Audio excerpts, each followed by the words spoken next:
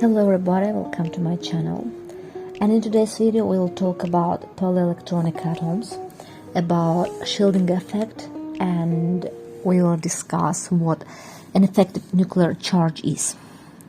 So first of all, we need to figure out what shielding effect is. So shielding effect occurs in polyelectronic atoms. Like from the name it's clear that polyelectronic means there are many electrons. Shielding means screening. It's like, imagine that there are a lot of people looking at something. The people who are in the first row, they can see it better than the people who are in the back rows. And the ones who are the very last row will see very, very bad. So the people who are in front of them will create a screening effect for the people who are behind. The same thing happens in atoms with electrons, and we call it shielding effect. What means the screening effect? Or imagine that this is a singer. She's singing, she's giving a concert, and a lot of people come to see her concert, to listen to her concert. The ones who are in front, the frontal rows, they can see her better, while the ones who are behind, they cannot see her very well. It's due to the shielding effect. Let's now continue. So when we have a lot of protons in the nucleus, the attractive force for electrons becomes stronger.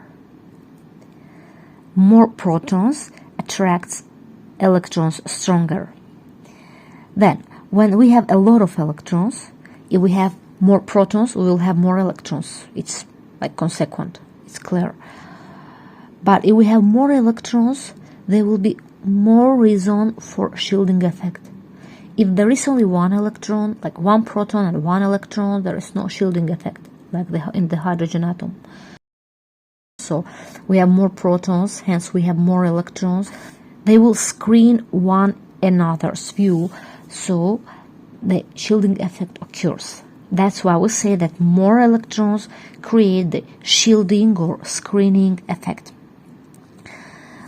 So, and as we have already discussed, shielding or screening mean that electrons that are closer to a nucleus block the outer valence electrons from getting close to the nucleus. As you can see in this picture, the black spot is the electron of interest.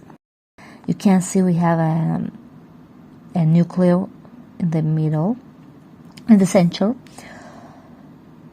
The electrons that are behind of this electron, they have no effect on the electron of interest, while the electrons between the electron of interest and nucleus will create the shielding effect. They will remove some charge. Let's discuss it more detailed. If we talk about effective nuclear charge, it means the real charge that the electron can feel. Imagine that these people come to the concert. They all are listening to their singer. The ones who are in the frontal rows, they can see everything better. Yes? So this is a singer, and these are people who came to a concert to listen to her singing. Well, they all are listening. Let's focus on this guy. Let's consider people like electrons. Or no, let's consider electrons like people. So they all are our electrons, these people. Let's see this guy. He's standing in the third or the fourth row. He's behind, you see. It means he cannot see the singer clearly. Maybe he can't see her particularly. And what can he see? If the real charge, let's say she is our nucleus, she has charge plus 30, the plus 10, charge plus 10 cannot be seen, like 10 units of the charge cannot be seen. The effective nuclear charge will be calculated by this formula. Let's draw our picture. Imagine, let's draw it. Yes, this is the singer who we are talking about. And these are people who came to look at the concert. So in the first two rows, imagine that it's you and your friend. Then other people are coming, but on the first row there are no more places, so they go to the second row. Then people are coming to the third row, then fourth row, etc. So we draw the people.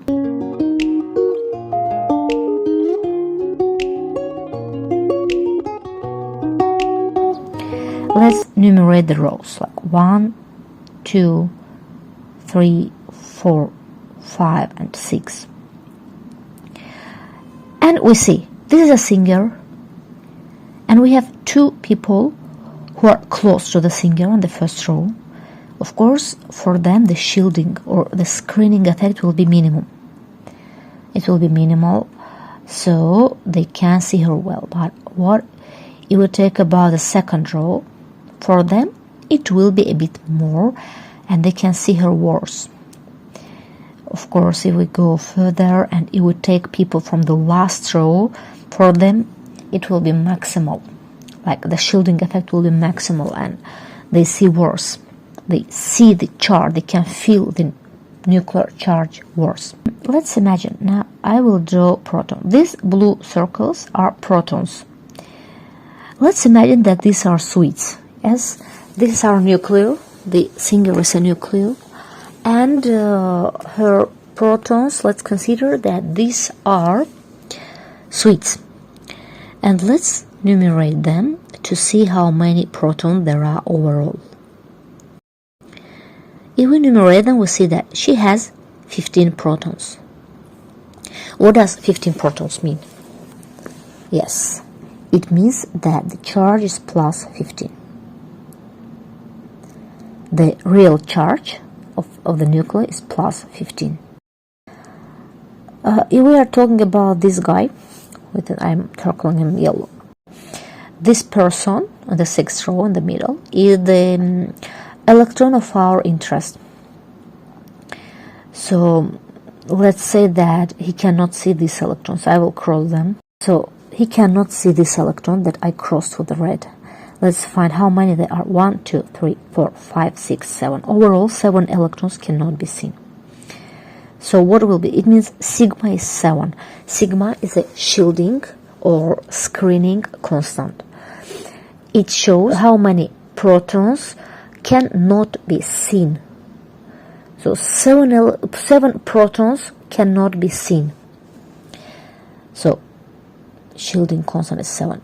Effective nuclear charge can be expressed with Z star or Z effective, like EFF. That it will be real Z minus sigma. So it will be 15 minus 7, that will be 8.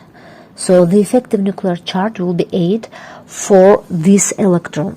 That means that our nucleus has 15 protons, but the real number of protons that this one can feel, this electron can feel, will be only 8.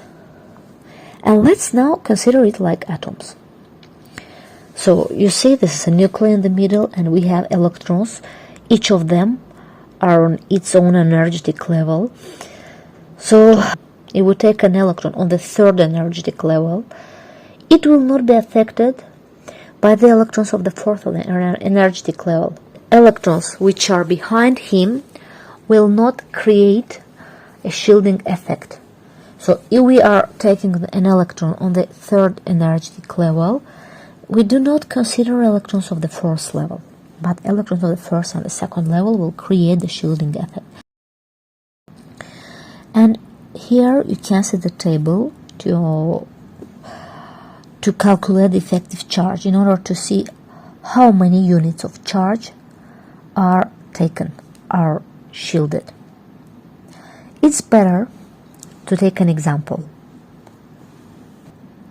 Well, let's take silica atom. Let's calculate effective nuclear charge for 3p electron of the silica atom. Yes, so we know that silica has 14 protons. It means if it has 14 protons, it means that it has also 14 electrons. Let's first of all write its electronic configuration, and you can see it on the screen. Let's see, we need to calculate the effective nuclear charge for 3p electron. The 3p It's red, you see. And remember, in order to calculate the effective nuclear charge, you need to write the electronic configuration in the energetic order, not in the filling order. You need it in the energetic order, like this. So, and now let's see. For the 3p electron, on the p we have 2 electrons, yes, but one of these 2 electrons is our electron that we are interested in. The second one is, let's say, is his partner or is his friend. So there will be one more electron. Let's see this table. Look, the electron of our interest, you see, considered electron, we go in the vertical line, we find it's 3s 3p. It is 3s 3p. Remember, you see, we don't have separately 3p. This is the limitation of Slater's method. It does not distinguish 3s and 3p electrons. It considers them as one whole. Now, let's consider electron is situated on 3s 3p. And on the same level, 3s 3p, how many more electrons we have? We have 3s2 and 3p2, right? 3s2 and 3p2. So one of these 4 electrons is our electron. We don't consider him because you cannot screen your own view. The other 3 electrons can do it. And we take 3s 3p contribution, sigma contribution. We see that every electron from 3s 3p takes or cancels 0.35 units of the nuclear charge, each of them. So every electron on the same level, energetic level, will take 0.35 points of the nuclear charge. That means that if there are 3 electrons, we will multiply this number by 3. So 3 times 0.35. Then let's consider which other energetic levels we have. We have 2s2, 2p6. We have the second level. So electron of our interest is 3s 3p. Let's go in the table to 2s and 2p. We see that 2s and 2p electrons will cancel 0.85 units of the nuclear charge. So on 2s2, 2p6, we see there are 8 electrons. We will multiply this number by 8. And we have 1s electron. 1s electron will take 1 unit, will cancel 1 unit of the nuclear charge for 3s and 3p electron. That's why. And if on 1s we have 2 electrons, it will be 1s2. So we will multiply 1 by 2 because each of them will take 1 unit. And using this formula, we can calculate the shielding constant. So as you can see, shielding constant in our case will be 9.85. So our silica has a nucleus which has 14 protons. It means the charge is plus 14. So it means that our 3p electron cannot, let's say C, cannot fill 9.85 units of the charge. So what will be the effective nuclear charge?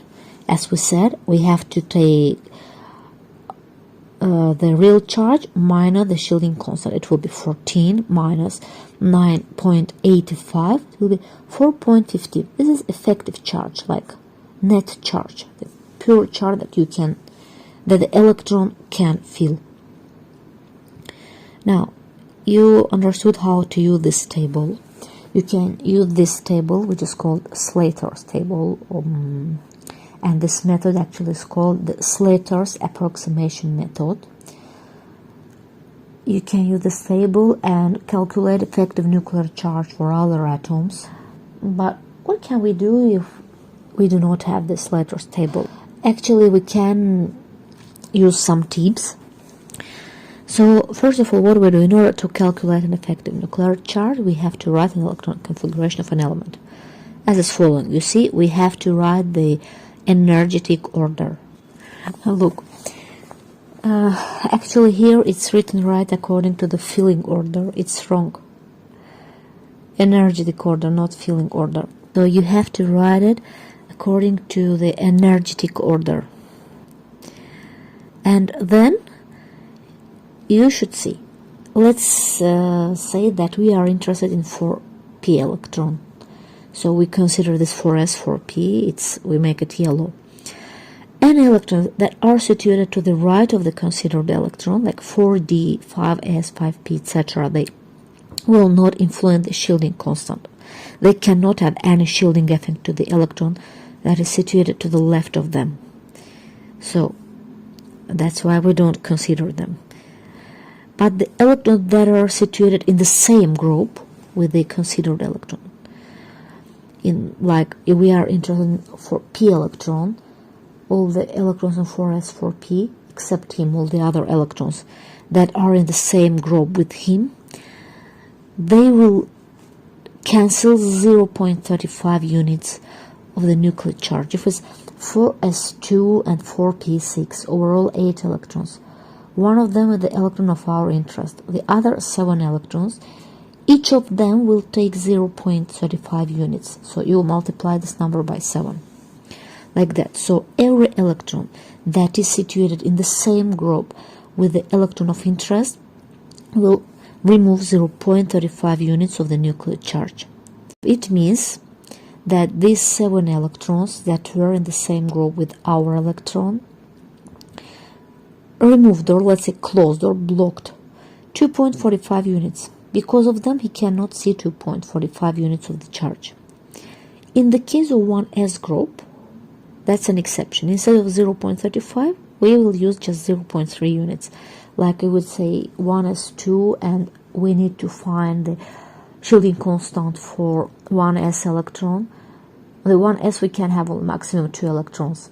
And the second electron will screen only 0.3 units of the charge, not 0.35.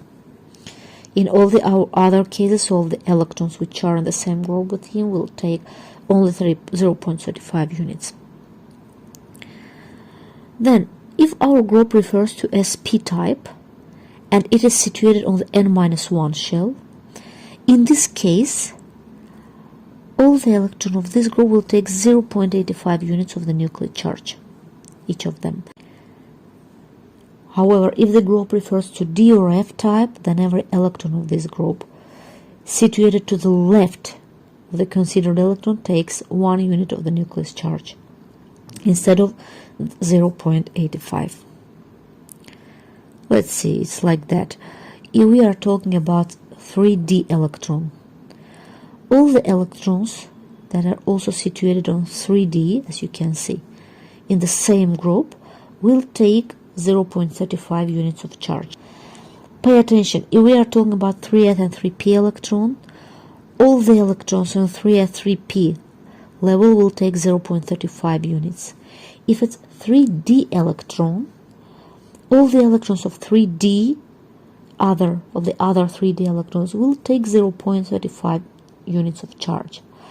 But all the electrons of 3s and 3p level will take 1 unit of the charge. This is an exception for D and F cases. And if we are talking about 1s electron, the other 1s electron will shield only the 0.30 units of the charge. So if you remember these 3 rules, you even do not need this Slater's table. You can do it by yourself. For example, let's calculate effective nuclear charge for 3d electron of zinc atom. We write its electronic configuration as written here on the slide. So we are interested in 3d electron. So we do not consider 4s electrons. 4s electrons will not create shielding effect. It will be 0. Let's calculate the shielding constant. On 3d, we have 9 more electrons. Yes, except our electron, we have 9 more. 9 times, we said, all the electrons in the same group will take 0.35 units of charge. So we multiply 9 by 0.35. Then we go to n-1, like 3s2, 3p6. They will take 1. Each of these electrons will take 1 unit of charge. Overall there are 8. We multiply by 8. And all the others on the level n-1 and lower will always take 1 unit.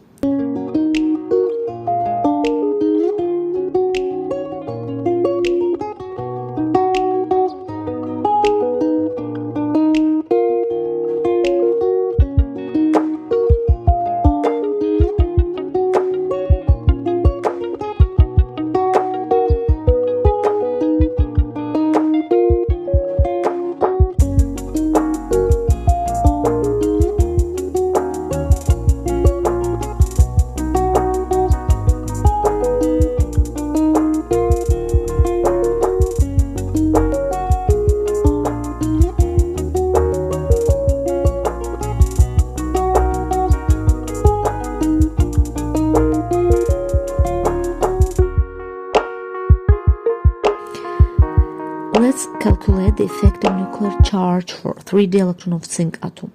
You see, if we are talking about 3d, we don't consider 4s, because 4s electrons will not create shielding effect for 3d. It's on the right. Well, let's say, so on 3d level we have 10 electrons. One of them is our electron of our interest. There are 9 more electrons, except this one, we have 9 more electrons. Each of them, as we said, will take 0.35 units of charge. So, all the other electrons, as we said in the case of D level, D subshell, all the other electrons will take 1 unit of charge. So, we multiply them by 1. And if we calculate, we find that shielding constant will be 21.25 units of charge. In order to find effective nuclear charge, we take the real charge minus the shielding constant. We have 8.85 units of charge. Hope that video is clear. If you have questions, you can always ask me, and I will try to answer all your questions. Well, that's all. Share this video with your friends, learn chemistry together, and see you in the next videos.